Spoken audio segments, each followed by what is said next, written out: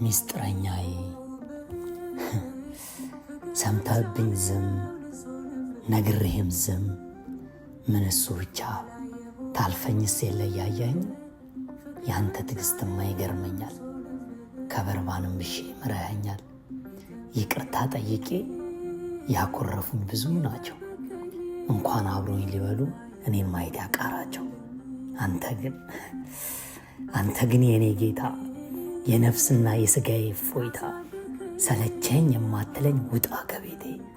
እሑድን ቤት ስመጣ ከነ ኃጢአቴ ከቤቱ ውስጥ ከጥጓ ወንበር ላይ ስቀመጥ በድብቅ ማንንም እንዳላይ ያየኝ ካለ ሲስቅብኝ ሲጠቋቆም በለበስኩት በፀጉሬ ሲያጉረመርም ይሄ እኮ ነው ጣት ጠቁመው ስለ ኃጢአቴ ቢሸታቸው መቆሸሼ መከርፋቴ።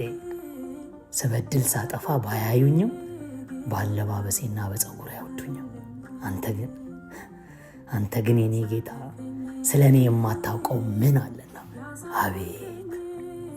አቤት እኔ ለእኔም ይገርመኛል። ፍቅር፣ ሰላም፣ ቸርነት በስቶልኛል።